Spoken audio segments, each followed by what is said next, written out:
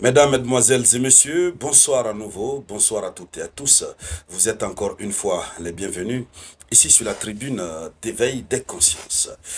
À la une de l'actualité internationale, trois membres de la commission d'enquête sur les questions de droits humains concernant Israël viennent de jeter le tablier.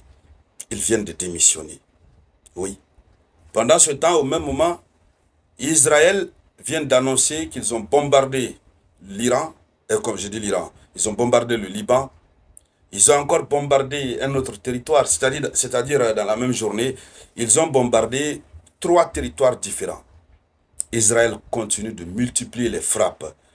Je ne sais pas qui donne cette souveraineté à Israël pour qu'Israël puisse bombarder des États comme bon lui semble, mais l'affaire d'Israël est devenue une patate chaude dans les mains de la communauté internationale. Oui, Israël fait ce que bon lui semble. Alors,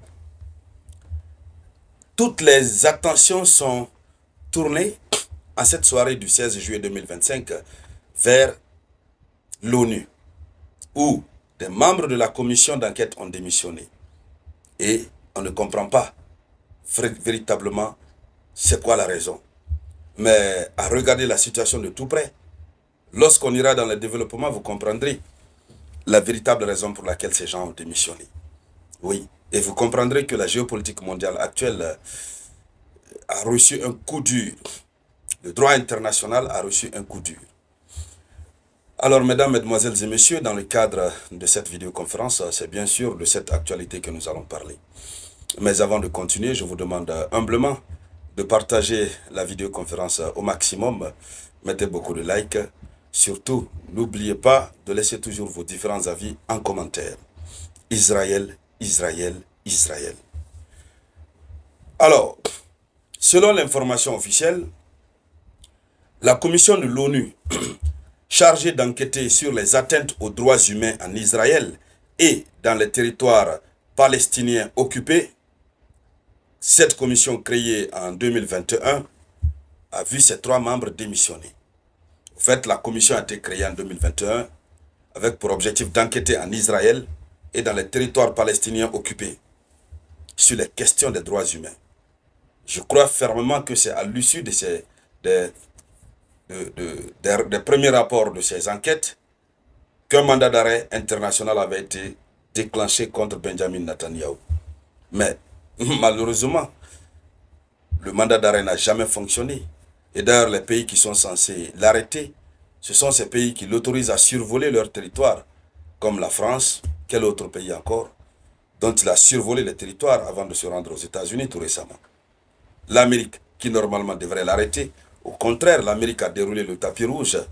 Et puis d'ailleurs, il faut dire que les juges même qui ont pris la décision de lui décerner un mandat d'arrêt ont été sanctionnés par l'Amérique. L'Amérique a pris un mandat d'arrêt contre ces juges. Et leurs biens ont été gelés du côté des États-Unis d'Amérique. Je crois que je ne fais pas erreur. Oui, ça s'est passé il y a de cela 3 ou 4 mois. Alors, ces trois membres de la commission, que nous allons voir les différents profils, les noms et profils tout à l'heure, ont démissionné. Et je me dis déjà que, vous comprenez, lorsqu'on t'envoie à faire une mission impossible, tu es obligé de démissionner. On te dit qu'il faut mener des enquêtes, on te bloque. Et puis, ou alors tu sais que même si tu fais l'enquête, tu ne pourras pas prendre de décision. Concrètement, tu es obligé d'abandonner. Si tu as la dignité. Alors, donc les trois membres ont démissionné. Il faut rappeler que cette commission a souvent été critiquée par Israël. Cette commission était dirigée par la Sud-Africaine Navi Pillay. Elle est reconnue pour son parcours notable en tant qu'ancienne présidente du tribunal pénal international pour le Rwanda. Donc, elle a été ancienne présidente pour le tribunal spécial pour le Rwanda. Et elle a été juge à la Cour pénale internationale. Donc, elle a été juge à la CPI. Et elle est ancienne haut-commissaire de l'ONU aux droits de l'homme. Donc, les deux autres membres de cette commission étaient Milon Kothari, qui est originaire de l'Inde, et Chris Sidoti de nationalité australienne. Voilà. Je crois que ce sont les 3 qui ont démissionné de la commission. Je ne sais pas, la commission était composée de combien de membres, ou alors ce sont tous les membres qui ont démissionné, donc la commission disparaît. On verra tout ça tout à l'heure. Mais ce qui reste clair, ils ont démissionné. Lorsque vous voyez un tel parcours d'une telle dame sud-africaine qui démissionne, or la mission principale, c'est d'enquêter sur des violations des droits humains, un travail qui n'est pas du tout compliqué. C'est facile d'enquêter, de trouver les responsables et de faire en sorte que les responsables soient poursuivis en justice et que les responsables répondent de leurs actes. Mais si vous voyez ces gens démissionner, préférer démissionner, c'est qu'ils ont vu quelque chose. En Côte d'Ivoire, on le dit, Dieu connaît bagage qui est lourd. Alors, quelles sont les implications? Partagez-moi la vidéoconférence, s'il vous plaît. Partagez. Donc, selon l'information que nous avons reçue et diffusée par le média 20 minutes, média occidental, et l'article qui donne l'information ne précise pas les raisons exactes de leur démission. L'article ne précise pas. Donc, les raisons exactes ne sont pas données. Donc, c'est le flou. Mais le fait qu'elles interviennent après les critiques récurrentes d'Israël souligne la complexité et la sensibilité de leur mission. C'est ce que l'article dit. Il y a une complexité et une sensibilité de leur mission. Au lieu de dire clairement qu'ils sont empêchés dans leur activité par Israël, ils refusent de le dire.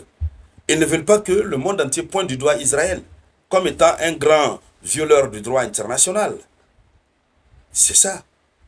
Parce que lorsqu'on parle des droits humains, on parle de la violation des droits humains en Israël et dans les territoires occupés. Écoutez, qui est responsable? Si Israël n'est pas responsable, mais qu'Israël laisse la latitude de mener les enquêtes. Là où on part jusqu'à ce que 3 membres de cette commission démissionnent, ça veut dire que c'est le paroxysme. Sinon, la commission existe depuis 2021. Si c'est en 2025 que la commission, les 3 membres démissionnent, ça veut dire que les membres n'ont jamais eu la latitude de mieux travailler. Ils ont toujours laissé la chance au temps, mais ils ont vu que plus rien ne peut aller. Si c'était au moins une seule personne qui démissionnait, on pouvait comprendre, mais 3 à la fois, ça doit dire beaucoup de choses. Donc cette démission va avoir des implications significatives sur la poursuite des enquêtes concernant les droits humains dans cette région.